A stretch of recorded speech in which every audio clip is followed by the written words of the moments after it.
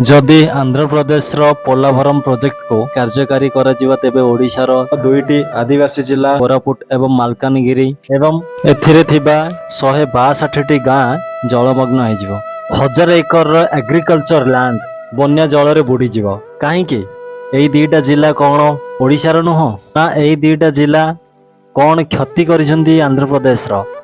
आम ओडिशार 20 जन बीजेपी एमपी निर्वाचित होई लोकसभा रे सुपरिचित। बजेट अधिवेशन बेले सेमाने कौन खाली ताली मारिया पाई जाइथिले, सेमाने भी आम ओडिशार। आ गोटे बड़ कथा है आम भारतर राष्ट्रपति होउछन्ति द्रौपदी मुर्मू, से भी जड़े आदिवासी एवं मुख्यमंत्री मोहन माझी भी जड़े आदिवासी। जदि राष्ट्रपति चाहिए से ए निष्पत्ति बदलाई दे पारिबे, किंतु यह कौन ओडिशावासींकर सरकार गठन करियार प्रतिफलन। कारण समस्ते जानिछन्ति जे ओडिशा को साइक्लोन एवं सुपर साइक्लोन बारंबार आसे। प्रधानमंत्री नरेंद्र मोदी आपण मानकु नै गादी रे बसैछन्ति बोली तांकर सबु निष्पत्ति स्वीकार करिबा उचित नुह। ओडिशार स्वार्थ पई तमको भी स्वर उठेबाकू पड़िबो। निज पदवी को पाइबा पई जदि एई भली सबु कार्य करा जिवो तेबे ओडिशा 1 नंबर अपेक्षा 28 नंबर रे रहिबो। निज पदवी रे रहिबा पई मौन व्रत ठीक नुह। ओडिशावासींक पई स्वर उठाइबा अधिकार तुम मानक पाखरे अच्छे।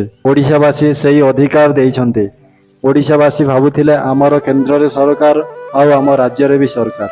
नरेंद्र मोदी भाषा रे डबल इंजिन सरकार। भाई रे सत कथा, इंजिन सिना डबल हो गला किंतु गाड़ी टाणुनी। डबल इंजिन सरकार रे ओडिशा रे डबल घाटा। ओडिशावासींकर विश्वास रो मूल्य जीरो देले डबल इंजिन सरकार। जेतेबेले 2014 रे बीजेपी संकल्प पथ तैयारी करथिला से कहिथिले जे आमे जेबे ओडिशा रे सरकार तैयारी करिवो ओडिशा को स्पेशल पैकेज देबो बोली।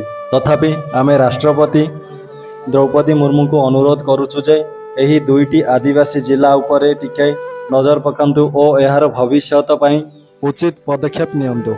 नचेत बीजेपी रो मौन व्रत अन्य 28 जिलार भविष्यत कथा तो छाड़ यही दुईटी जिलार भविष्यत अंधार करदब। हटा हुआ दबा नहीं सकते, चिल्ला के किसी के आवाज को आप दबा नहीं सकते। हम वही है जो कभी आपको भी सपोर्ट किए हैं और आज भुगत रहे हैं।